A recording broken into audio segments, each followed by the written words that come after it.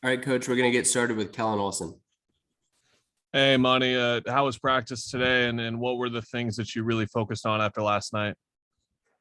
Practice was pretty good in the sense that we rarely get chances like this to get up and down and go over some things that need to be tightened up.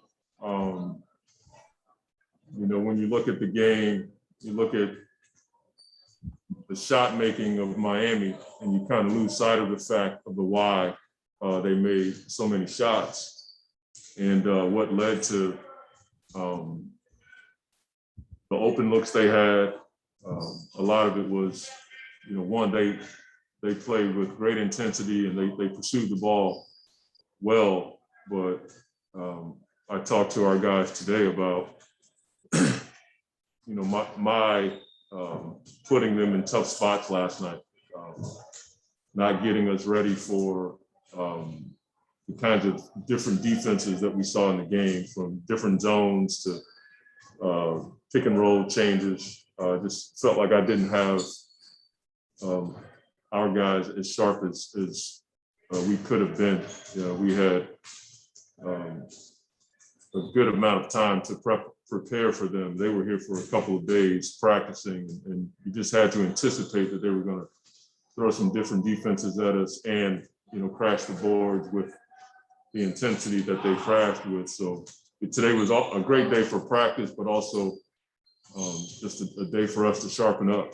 And I just didn't feel like I had us in a good place. And that happens, maybe 2, 3, 4 times a year. I'm not quite sure the number. And we've been able to win those games where I felt like I wasn't as clear with our preparation and that kind of thing. It just so happens that they made a boatload of threes and we didn't shoot the ball as well. Is this the type of extra day off between games you relish to practice, in particular with the road trip coming up? I think it's a rarity for sure. And yes, you do. There's so many, we've had so many moving parts. And that's certainly no excuse at all, but trying to get guys in different places than they have been in the past week or so. I just felt a bit off with our rhythm last night, from rotations to execution. And so these 2 days, we hopefully can get guys in their proper spots and on both ends of the floor play a lot better, just because guys have a better rhythm and understand when they're coming in the game, when they're coming out, and where they're going to play. Next up is Dwayne Rankin, followed by Gerald Briguet. Coach, after you starting the road trip in Toronto, maybe a month ago, you'd be like, well, they're doing all right, but now they're getting on a roll here. What are you seeing with the Raptors? One, they're athletic and long, and Van Fleet is probably an all-star. He's been overlooked a couple years now just because there's so many good players in the league, but the way he's playing is at an all-star level. And they just have a lot of length and a lot of athleticism. Siakam, Barnes, Anunoby, Boucher, those guys are long and active, and Trent Jr. is a guy that can just shoot the ball. And we understand what they've done here recently, and they've been building towards this. If you follow them at all, you could see when they had guys out, it wasn't because they couldn't play well. It's just they had so many guys out. Now they're getting a lot of guys back and starting to get some continuity. And the offensive rebounding is going to be a huge key. The second chance points and keeping them from getting extra possessions is going to be a huge point of emphasis for us going into this game. And just a quick follow on that, the trip to Toronto is tricky in a couple of ways. One, there are no fans. They've eliminated having fans in the game. And then two, teams like Golden State, they chose not to have guys go there because you might get stuck there if you take a positive test. Does that even enter the mind at all the variables, or is it just go in, play the game, and go out? I think you have to have the mindset that you're going to play the game, but it doesn't mean you're not prepared. I think our medical people have been preparing for this trip for a while. There's certain things that we've had to do as far as uploading our vaccine cards and proof of residency, all kinds of stuff you have to do when you go to Canada. And our people have been on it for a minute. So I think our guys are prepared. Obviously, there's some things that you can't control. We understand that. We're not of the mindset of not taking anybody on the trip.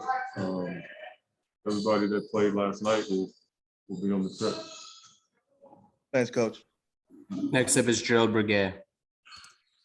Hey, Coach, I just wanted to ask about the three guys that you got back last night, obviously DA, Jay, and JaVale, just what you saw from them as far as their conditioning and how they were looking out there.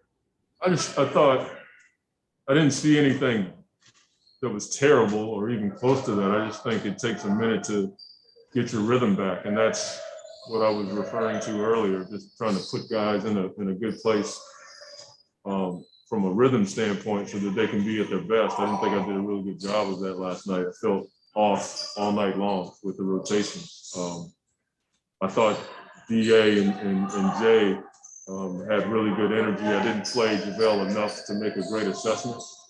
I thought when DA came back the second time and in the second half, he was much better as far as having that normal pop that he had.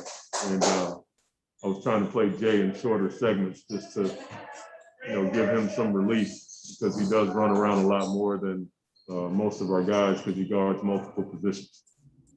To build off of Kellen's question from earlier, you've got this upcoming 5-game road trip, but it's kind of spread out over like the next 11 days. Does that help as far as trying to, you guys have had so many guys in and out over the last few weeks. Does that help just trying to get back to your base and the team that you hope to be, moving forward? Yeah, I think it does. Anytime you have a road trip like this, one, you're just blown away at how many off days you have in between games. I think that's a bit weird, but you can whine about that or you can use it as an opportunity to, do some cool stuff as far as team bonding and getting to know players better. Obviously, you want to win games, but I'm sure we'll try to figure out some ways to use the time wisely, whether it's an impromptu dinner or something like that. We want to try to make the most of this time. And yet it's really hard to do a lot of stuff because of COVID and the restrictions that may be in place when you go from city to city. So we got to figure that out on the fly. We'll go back to Dwayne Rankin.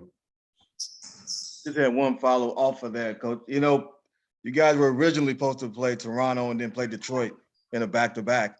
And then because they were league figured out where the postponed games where to put them, now it's Detroit after Indiana. Could that have worked out any better? I mean, because you went from you're not doing a back-to-back, but then you get a lot of games loaded on the back end. I guess, how are you viewing the whole schedule flip? It is what it is. I try not to, I think when you look at it and analyze it the way that we tend to at times, there's probably a bit more travel, but I mean, it's not like we're flying commercial or staying at the Motel 6. Okay, so it's not that bad. The league is trying their best to